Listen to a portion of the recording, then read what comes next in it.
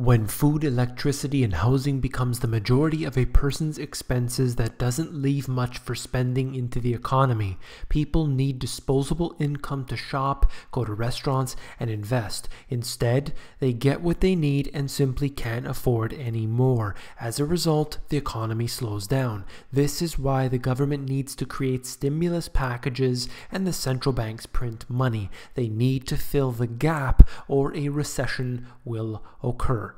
You came here for the truth, so let me unveil that for you. Today we are going to have our focus on rental prices at this time in the US. Let's begin with this.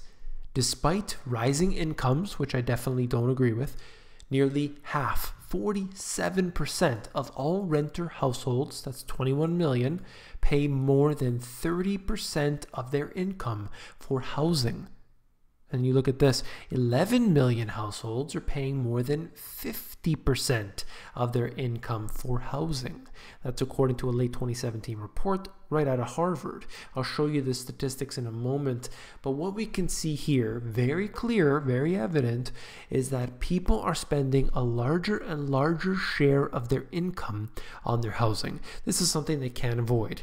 And it's not as if they're buying a home and could be renting instead. We are talking about people who rent their homes. It's very serious when you think about this, that people have nowhere to turn. And you could say you can move to a more affordable area, but you look at a place like New York, or it's maybe San Francisco, LA. We're talking about the most populous cities, most populous areas. These are, quite frankly, where most of the people are, where most of the jobs are. So if you say move to a different area, there is a less choice for jobs. And while there are some places that are good for these, there's different industries and things, you have to understand that's where the most of the people are. So therefore, that's where most of the people are looking. Most of the people are having issues. When you see the rental prices in Manhattan over $4,000 and different cities in California are in the $3,000 range, you know that people can't afford it. That's why they're living in tents. That's why they're living in shared housing. Now, if that's what they want to do, that's one thing. But if they simply can't afford a normal housing situation, obviously we have a big problem. So there's definitely an issue with the amount that people spend on shelter, electricity, food, and other basic essentials. There's no way that these basic essentials should cost this much. It's just not making any sense right now historically. You look at the average median, let's call it median income, versus the average home price. And it's completely out of whack. When you compare the rental price to the median income, still completely out of whack. And that's on a national level in the US. It applies to Canada as well, applies to many places around the world. When you have to realize that we have a big problem on our hands, it's not being addressed, and the bubble just keeps getting larger and larger and larger. They're not increasing interest rates fast enough. The mortgage rates are, despite the fact that they're historically quite low, it's still too low. We want to slow down what's happening in housing, but they're saying there's a limited supply. There's a limited supply. I keep hearing that all the time, yet I keep seeing cranes on every corner.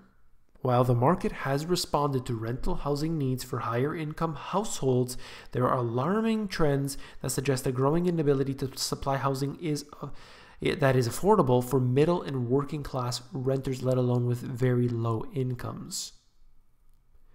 That's important to note. Yes, you might have this abundance of, money that's coming in for those on the higher end of the spectrum, but everyone else, simply not the case. More and more of a percentage is being consumed by the basic essentials that people have in their daily lives.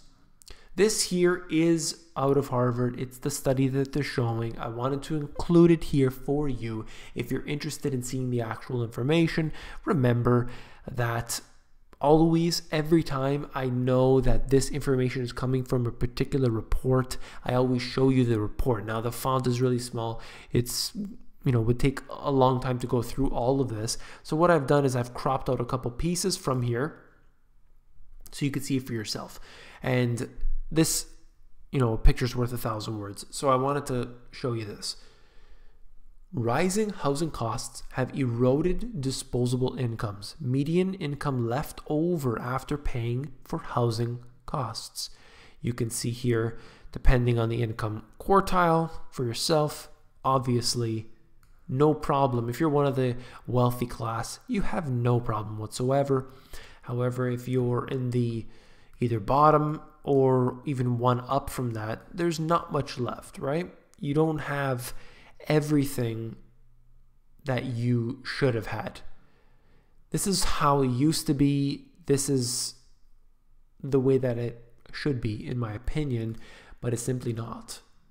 Less and less money is left over, especially among the lowest income renters. Median income left over after paying for housing costs, there's nothing left.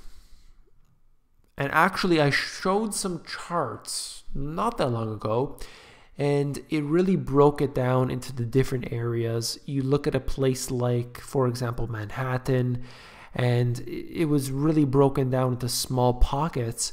You'll see that what the average person makes, you'll see the average cost of a home in that particular area.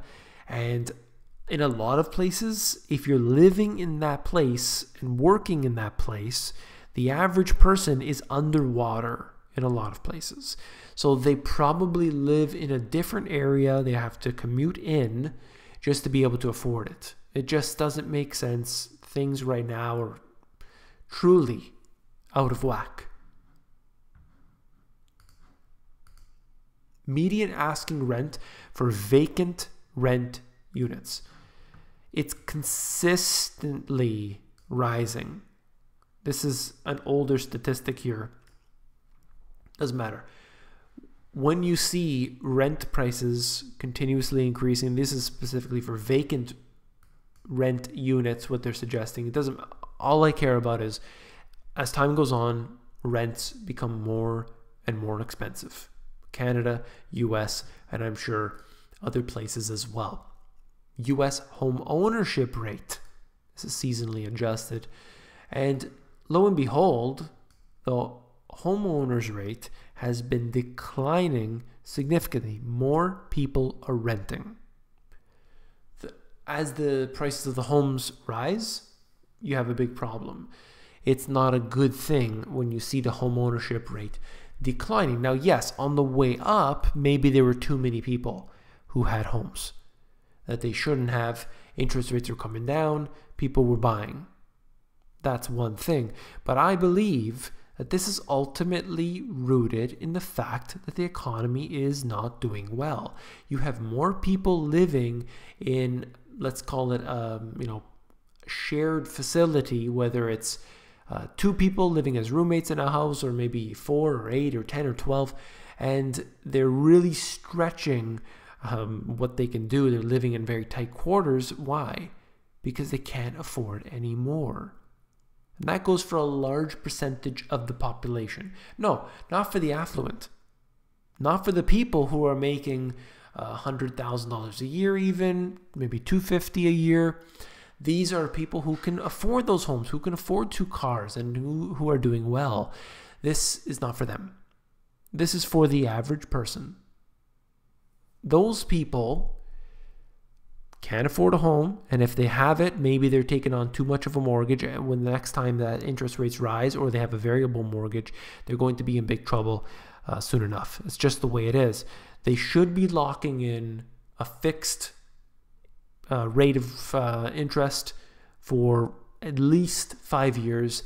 Get that in there. Make sure you have it. At least you know what you're going to be paying for the next 5 years, and work your very hardest to pay down that debt. That's what I would suggest to everybody. Here,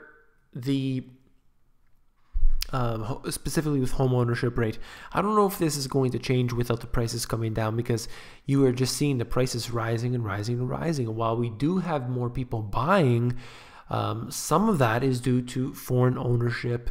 You see that there's a lot of corporations that are owned by, let's say, China, for example, that are buying up, whether it's commercial real estate, whether it is residential on one level or another.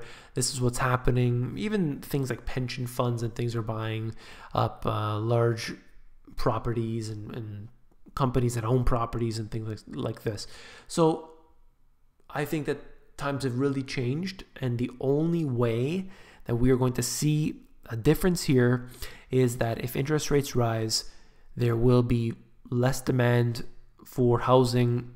Hopefully it will create a glut in the amount of homes that's there, push the prices down. They could become more reasonable for a little while, and that would allow more people to get into the market. That's all for this video. If you found it informative, please give me a thumbs up.